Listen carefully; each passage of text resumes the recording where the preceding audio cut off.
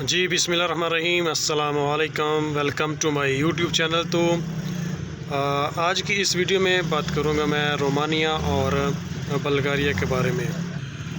तो जैसे आपको मालूम है कि रोमानिया और बल्गारिया जो है ना वो शेंगन का पार्ट बन गए हैं, शेंगन का हिस्सा बन गए हैं।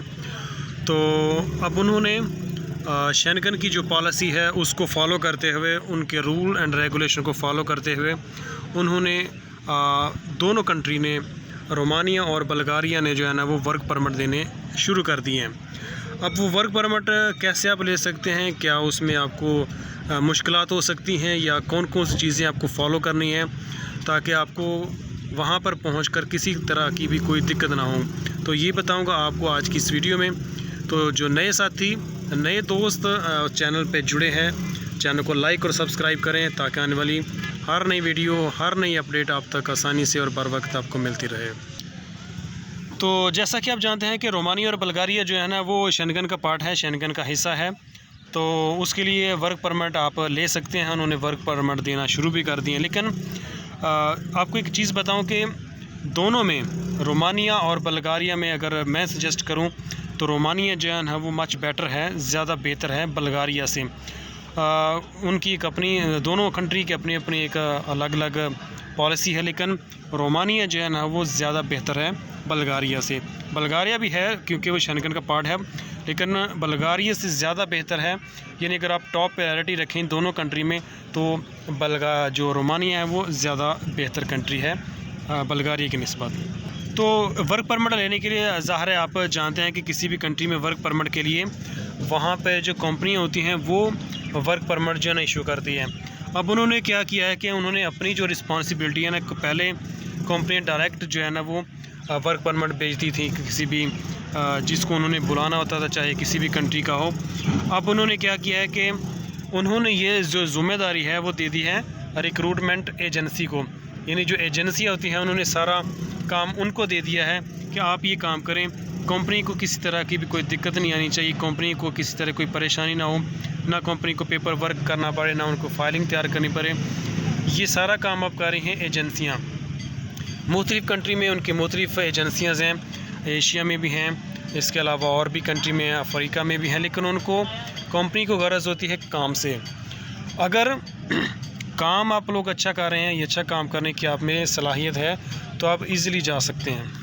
तो सारी कंपनियां जो है ना वो अब अपना वर्क परमिट जो है ना वो रिक्रूटमेंट एजेंसी को दे रही हैं। अब आगे एजेंसी की ज़िम्मेदारी होती है कि उन्होंने कहाँ से बंदों को बुलाना है, पाकिस्तान से बुलाना है, इंडिया से बुलाना है, नेपाल से, बांग्लादेश से, जहाँ से भी उनको सूटेबल लगता है वो क्या करती हैं कि उनकी फ़ाइलिंग तैयार करती हैं, उनके पेपर वर्क करती हैं, जो भी रिक्वायरमेंट होती है, उनके पासपोर्ट, उनकी फ़ाइल रेडी करना, उनके डॉक्यूमेंट्स रेडी करना, ये सारा काम रिक्रूटमेंट एजेंसियां कर रही हैं। और उसके बदले में यही जो एजेंसियां हैं वो उनसे पैसे लेती हैं वर्क परमिट सेल करने के लिए या वर्क परमिट लगाने के लिए उन कंपनी के बिहाफ पे।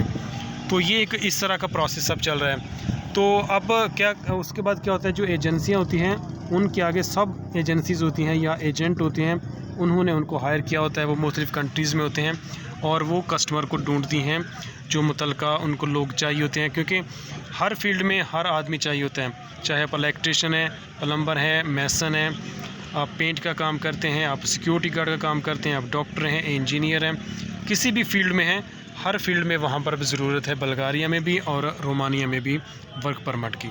तो अगर आप भी वर्क परमिट लेना चाहते हैं, आपका वर्क परमिट लेने का इरादा है, तो आप रिक्रूटमेंट एजेंसी जहाँ पर भी हैं, हर कंट्री में मौजूद होती हैं, इंडिया में भी मौजूद हैं, पाकिस्तान में, नेपाल, बांग्लादेश, एशिया के किसी भी कंट्री में आप वर्क परमिट ले सकते हैं। मुतलका वर्क परमिट जो भी आपका फील्ड है उसके रेलिवेंट आपने अप्लाई करना है। अगर आप यूए दुबई से अप्लाई करना चाहते हैं तो आप वहाँ से भी कर सकते हैं। अगर आपका वीज़ा वैलिड है, 6 महीने से ज़्यादा उसकी वैलिडिटी है, पासपोर्ट आपका वैलिड है और कंपनी आपको एनओसी अगर दे रही है तो आप अप्लाई कर सकते हैं। आपकी डॉक्यूमेंटेशन में क्या चाहिए होगा, आपका पासपोर्ट, आपकी बैंक स्टेटमेंट एटलीस्ट 3 महीने की, उससे ज़्यादा हो तो बेहतर है, आपके अकाउंट में कुछ बैलेंस पड़ा होना चाहिए, कंपनी की तरफ से आपको एनओसी चाहिए होगा। ये सारी चीज़ें आपने फ़ाइल बता के फ़ाइल रेडी करवानी है अपनी एक रिक्रूटमेंट एजेंसी से। वो आपकी फ़ाइल रेडी करेगा, उसके अपने कुछ चार्जेस होंगे, बाकी कंपनी के कुछ चार्जेस होंगे, वो आपने पे करके आप वहाँ पर चले जाएँ। जब वहाँ पर जाएंगे तो एक चीज़ आपने याद रखनी है कि जो पहले ये होता था कि आप जब भी यहाँ से जाते थे, ख़ासतौर पे जो इंडियन पाकिस्तानी इस तरह के लोग होते हैं, वो आगे मूव कर जाते हैं, एयरपोर्ट से ही मूव कर जाते हैं, या कुछ अर्सा कंपनी में काम किया, काम करने के बाद 2-4 महीने काम किया, उसके बाद वो किसी अच्छी कंट्री में चले गए, स्पेन चले गए, जर्मनी चले गए, बेल्जियम या किसी और शेंगन कंट्री में चले गए। लेकिन अब इस तरह से नहीं है, अब पॉलिसी बदल चुकी है। अब एजेंसियां जो होती हैं वो क्या करती हैं कि वो जब एयरपोर्ट पे जाती हैं तो आगे उनका बंदा उनका लेने आएगा, हो सकता है कंपनी का बंदा उनको रिसीव करने आए, या जो रिक्रूटमेंट एजेंसी होती है उनका कोई आदमी आपको एयरपोर्ट से रिसीव करने आएगा और कंपनी तक आपको छोड़ के आएगा। अगर आप कंपनी से भाग जाते हैं या कंपनी छोड़ देते हैं, उसके बाद भी पूछा जाएगा रिक्रूटमेंट एजेंसी के नुमाइंदों से जिन्होंने भेजा होगा, फिर उनको मुख्तलिफ उनकी पनिशमेंट होती है, फ़ाइन भी हो सकता है, या उनको आगे उनको रिक्रूटमेंट बंद भी किया जा सकता है। तो एजेंसियां जो होती हैं इस डर की वजह से रेलिवेंट लोगों को लेकर जाती हैं, या जिनके ऊपर उनको डाउट नहीं होता या जो इस फील्ड में फ़िट बैठते हैं वही करते हैं। हाँ, अगर आपने मूव करना भी है तो आप किसी तरीके से करें, PR ले लें। PR लेने के बाद 1 या 2 साल के बाद आपको PR मिल जाएगा। जब आपको PR मिल जाएगा उसके बाद आप इजीली मूव कर सकते हैं, जो बेस्ट वे है और बेहतर भी यही है। आप लीगल तरीके से मूव हों तो आपके लिए ज़्यादा बेहतर होगा। अगर आप इलीगल तरीके से मूव होंगे, इलीगल तरीके से मूव होने का नुकसान ये होगा कि आपके पेपर नहीं बनेंगे, आपको PR नहीं मिलेगी। जब आपको PR नहीं मिलेगी आपका टाइम वहाँ ज़्यादा गुजरेगा, आपको पासपोर्ट मिलने के चांस बहुत कम हो जाएंगे। शेंगन में मूव करना और पेपर वर्क करना, पेपर बनाना, ये गवर्नमेंट की तरफ से जो बनते हैं लीगली, वो आपके लिए मुश्किल हो जाएगा। लेकिन अगर आप कंपनी में काम करेंगे, रेगुलर काम करेंगे, टैक्स पेयर उनके बनेंगे, आपके डॉक्यूमेंटेशन भी मुकम्मल होगी, आपकी पेपर वर्क भी मुकम्मल हो जाएगा, आपको PR भी मिल जाएगी, आपको पासपोर्ट मिलने के चांस भी होते हैं। थोड़ा सा आपको सब्र करना होगा। अगर आप जल्दबाजी करेंगे, कंपनी से भाग जाएंगे, एयरपोर्ट से आप भाग जाएंगे तो आपके लिए नुकसान होगा। तो सलूशन बेस्ट यही है कि आप जिस भी रिक्रूटमेंट एजेंसी के थ्रू वहाँ पर जा रहे हैं, आप जिस कंपनी में भी जा रहे हैं, वहाँ पे एयरपोर्ट पे उनका नुमाइंदा आपको रिसीव करने आएगा।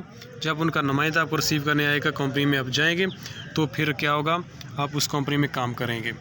अगर आप नहीं करेंगे तो आपके लिए मसला बन सकता है, क्योंकि वो सिस्टम इस तरह का है कि वो आपका जो डाटा है वो ऑनलाइन भी कर सकते हैं, फिर नेक्स्ट टाइम भी आपके लिए आना आपके लिए मुश्किल हो जाएगा।